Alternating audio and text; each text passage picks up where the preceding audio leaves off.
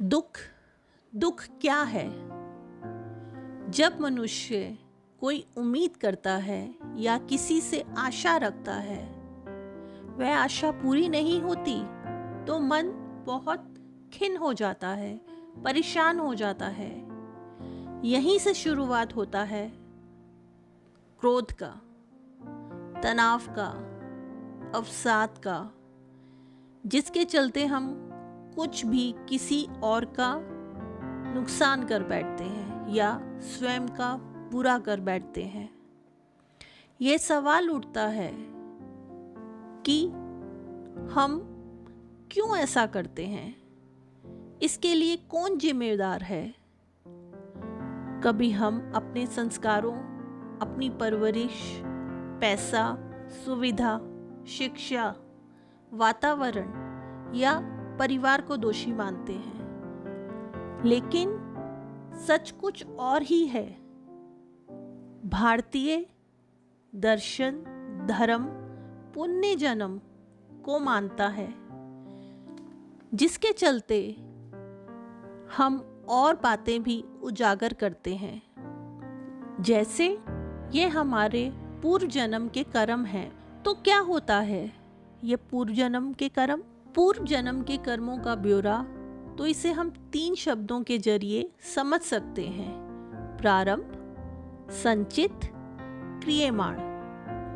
क्रियमाण यानी तात्कालिक कर्म, तात्कालिक कर्म जो हम कर रहे हैं। संचित, इस जीवन के आने के बाद जो तात्कालिक कर्मों का संग्रह हुआ वह है संचित। प्रारंभ, उपरोक्त दोनों प्रकार के कर्म जब इकट्ठे होते हैं और उन्हें हम भोगते भोगते मृत्यु को प्राप्त हो जाते हैं, उस समय जो भोगना शेष रह जाता है वही अगले जन्म में प्रारंभ बनकर मिलता है। इस प्रकार प्रारंभ मतलब पुण्य जन्म के कर्मों का शेष भोग, चाहे वह अच्छा हो या बुरा। महाराज कहते हैं कि प्रत्येक जीव के साथ 3 बातें जुड़ी होती हैं: कर्जा, हत्या तथा बैर। अर्थात हमारे प्रारंभ, संचित व क्रियमाण ही हमारे सुख दुखों की जड़ है।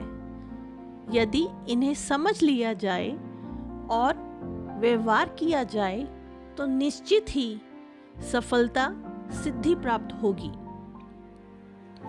तब एक प्रश्न हमारे सामने आ खड़ा होता है कि क्या कोई पूजा, प्रार्थना या उपाय हमारे नकारात्मक या अनिच्छित प्रारंभ को बदल सकते हैं? यह प्रश्न हमें ही नहीं, हमारे पूर्वजों को भी युगों युगों से उलझाए हुए है। वहीं कुछ ऋषि मुनियों ने इसका हल खोजा और ऐसे सरल व चमत्कारी उपाय बताए जिसको करने में हम हमारे द्वारा हुए जाने अनजाने दोषों को, प्रारंभ को ही बदल सकते हैं। मनुष्य को दुख सुख भोगने हेतु 4 मुख्य आधार हैं: प्रारंभ, ज्योतिष, वास्तु तथा कर्म। कर्म जो सभी आपस में एक दूसरे से अटूट जुड़े हुए हैं और इनका परिणाम 3 प्रकार के भोगने से आता है: पहला शारीरिक, दूसरा आर्थिक, तीसरा मानसिक। जिस अनुपात से किसी व्यक्ति के चारों ओर उत्तम व निर्दोष होंगे, उसी अनुपात में वह व्यक्ति खुशहाल होता है। जब जब वह अनुपात बनता बिगड़ता है, वह व्यक्ति के सुख दुख भी कम ज्यादा होते रहते हैं। पहला प्रारंभ जो तय है वही भोगना व उसके लिए नाना प्रकार के बहाने बनाना, जिन्हें उन्हीं विशेष उपायों द्वारा लगभग पूर्ण ही बदला जा सकता है। दूसरा, ज्योतिष। ज्योतिष की भिन्न भिन्न विधियाओं जैसे हस्तरेखा, पत्रिका या समुद्र शास्त्र आदि द्वारा प्रारंभ समझकर जो संभव हो उपाय करना। तीसरा, वास्तु। हमारे वास्तु में पाए जाने वाले तमाम अच्छे बुरे घटक भी हमारे प्रारंभ भोग का एक ही प्रतीक है, जिसे किसी वास्तु विशेषज्ञ द्वारा उपाय कर सकते हैं।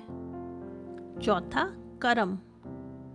यह एकमात्र उपाय है जो हमारे अपने हाथ में है, हम कर सकते हैं। अपने कर्मों का सुधार कर जीवन सुखी बना सकते हैं। क्यों पैसा आता है पर बहुत नहीं टिकता? बच्चे मेहनत तो बहुत करते हैं, परिणाम बड़ा बिगड़ता है। प्रेम असफल होता है, दिल लगाकर कड़ी मेहनत के बाद भी प्रमोशन रुक जाता है। अच्छी मार्केटिंग स्किल होने के बाद भी प्रमोशन रुक जाता है। बेवजह ये आपसी समझ बिगड़ती है। रिश्ते तो बहुत आते हैं पर संबंध नहीं होते। सक्षम होने पर भी खुद का मकान नहीं हो पा रहा। नौकरी योग्यता होने पर भी नहीं मिलती। इतना त्याग करने पर भी यश नहीं मिलता। साझेदारी नहीं फलती। अच्छे प्रोजेक्ट हैं पर फाइनेंस नहीं मिल पा रहा। इन सब क्यों के पीछे एक गहरा शोक है, सन्नाटा है, दुख है जो हमें बेचैन किए हुए है। भाग्य हमको मुंह चिढ़ा रहा है। क्या ये दुख है? ये प्रारंभ ही है जो बेटा अपनी माँ का वध करता है, पिता अपनी पुत्री का नाश करता है। वहीं एक अपरिचित किसी की जान बचाने के लिए खुद की परवाह नहीं करता। एक अनाथ बच्चे की परवरिश किसी अपने से अधिक अच्छी होती है। एक सक्षम व्यक्ति किसी कमजोर को उधार दे कर वसूल नहीं कर पाता, जबकि अपने जीवन में अच्छे अच्छे ताकतवरों से वसूली कर ली है। कहीं कोई बरसों बाद भी आपको ढूंढकर उधारी चुकाता है। यही सब विरोधाभास है, प्रारंभ के कारण है। इन सब के पीछे 3 महत्वपूर्ण बातें हैं: कर्जा, हत्या और बैर।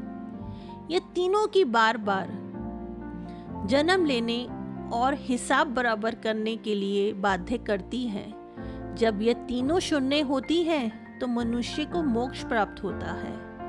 अतः मनुष्य ने यत्न करके इन तीनों से बचने का प्रयास करना चाहिए।